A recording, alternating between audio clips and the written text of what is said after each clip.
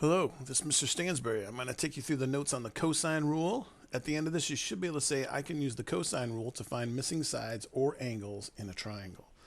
Okay, so first things first, I'm going to show you where the cosine rule is derived from, like how it came about. Okay, so this next probably about 3 minutes or so, I'm just going to show you where it all comes about. You do not have to know how to do this. I just want you to know where it's coming from, and then we'll use what we learned to apply it to a problem so that we can use this very useful formula. Okay, so cosine rule.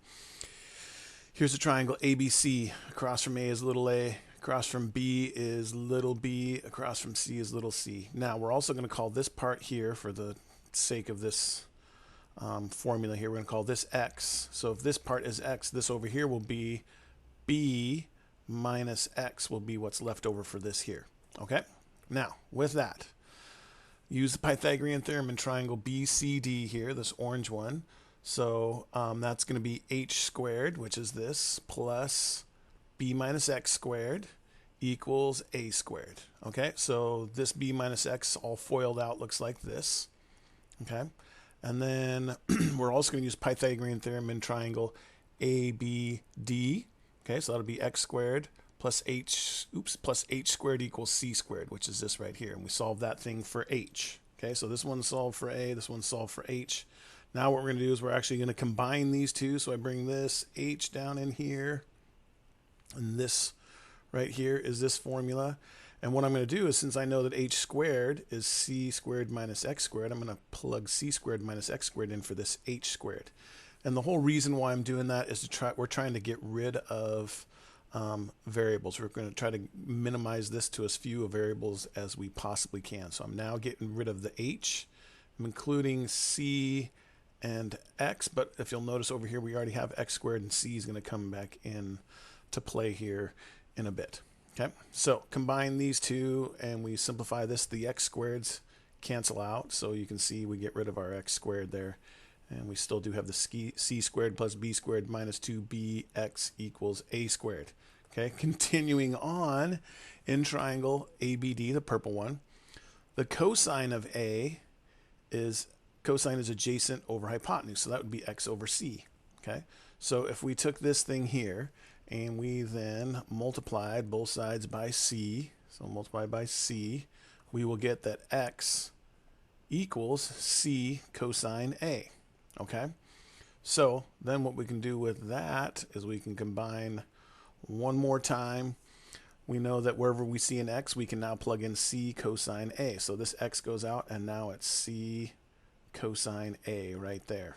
Okay, so we have this here, and then if we rewrite this here, we put a squared first, and then equals b squared plus c squared minus 2bc cosine A. This is the cosine rule. This will help us basically, if we have two sides and the angle that's in between it, we can find the other side. Okay, so this is a pretty important formula. We will use this. I'll show you where this comes in handy. Again, I'm not going to ask you to go through and derive the formula, but just wanted you to know where that came from. Okay? Okay, so we can use the cosine rule to find a missing side if we have two sides and the included angle. Okay, so what that looks like is find the length of the missing side. So we have two sides, and the angle that the included angle is the angle that's in between that connects those two sides. Okay, so what we're going to do is we're going to plug all this information here into this formula. Now again, they assign us variables. They're going to assign us A, B, and C. So that this fits on our formula here, I'm just going to make it equal what we want it to equal. So we want the angle that we have, we want that to be angle A. And then these other two sides, B and C, doesn't matter which one is which, B and C. The big one that we want to know is we want to know whatever angle we have, we want to assign that A. And then the other two sides are going to be B's and C's. Okay? So across from A is little a. Across from B is little b, across from C is little c. Okay, so now we can plug in. So now we're going to know that a squared, this side right here is what we're solving for.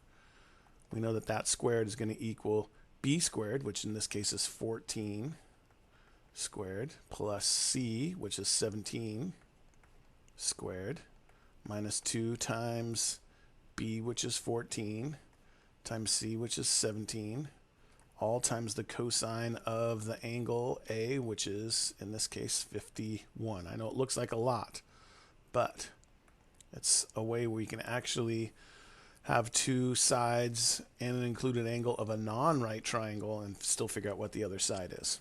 Okay, so we will get our calculator out here. Let's put it over here so we can see it better. And then let's calculate this here. Okay, 14 squared plus 17 squared minus 2 times 14 times 17, and then cosine of 51. That will give us what the a squared is. Should be a fairly biggish number, and that is 185.44. Right? And then to get what a is, we have to simply square root both sides to figure out what our a is. Okay, so then we just do second square root, second answer, and it will take the square root of that answer instead of our rounded off answer, and we get 13.6 we'll go with. 13.6 meters. Okay, and that 17, 14, 13.6, that seems like that falls along pretty well with that side there. If I had 185 for that last side, I'd be concerned, and oh yeah, that's got to square root it. Okay, so that is how you use the law of cosines. We're going to look at some more, but first, let's do a little comedy break. I went back in, I had to go down to the lobby. I got in the elevator, and there were other people in the elevator with me, and I pressed the lobby. You always expect to go right to your floor, but you ever get out like too quick where you just... And now you're too embarrassed to go back, so you're like, yeah, no, this is what I wanted. Yep, I'm good. The people on the elevator know you screwed up. They're like, sure you don't want to get back on? No, I need the basement. I got to check the pipes. I'm the pipe checker here at the hotel. We're good. You guys go. I'll see you in the lobby in a minute. And you walk over back there and you press the button again, but it's too soon, so the same people are in the elevator when it opens up. All right. Let's look at this. Okay, we can also use the cosine rule to find an angle if we have all three sides. So here's the formula that we've been using. A squared equals b squared plus c squared minus 2bc cosine a. Now, if we have all the sides, the a's, b's, and the c's, so what we're going to do here is we're going to move everything, the a's, we're going to subtract b squared and c squared to both sides, from both sides. Okay, and we have this minus 2bc cosine a, so we divide both sides by negative 2bc, right? And then since we've got a bunch of negatives in here, especially negative in the denominator, we just switch all the signs. So that's going to be positive b squared plus c squared minus a squared over 2bc. That will equal cosine a. So this is our formula for if you have all three sides and you want to find one of the angles, okay?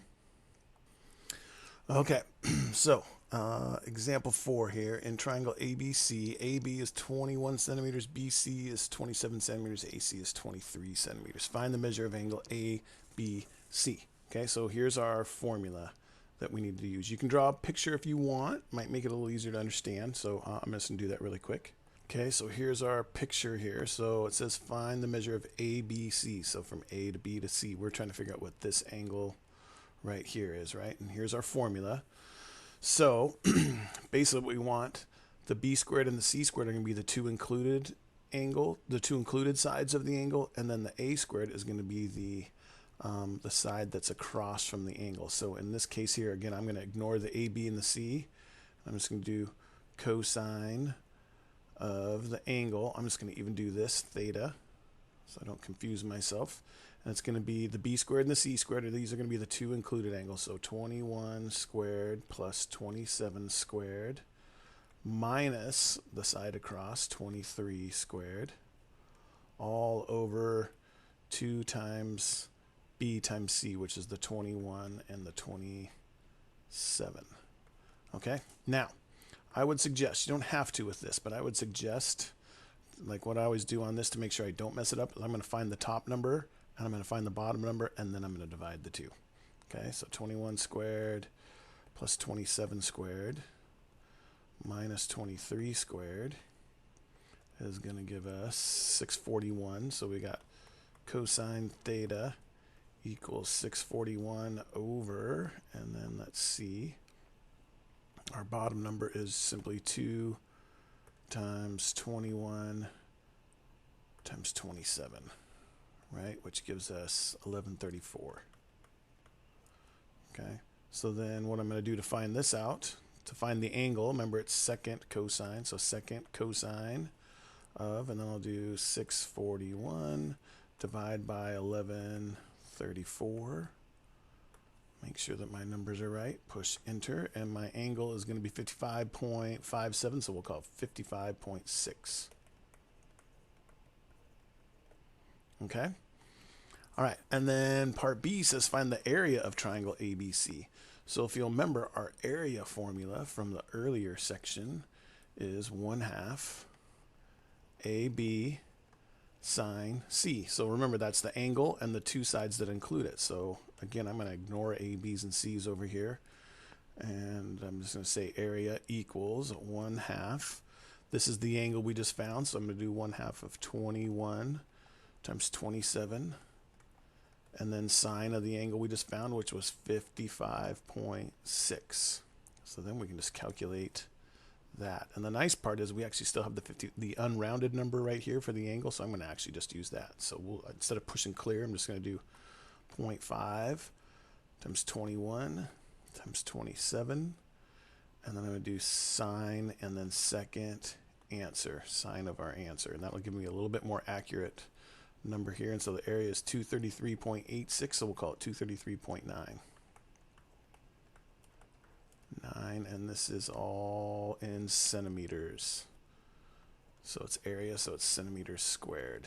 And then there's our angle for the first part. All right? Okay, that's all there is for the cosine rule. If you have any further questions, please feel free to ask in class. Thanks.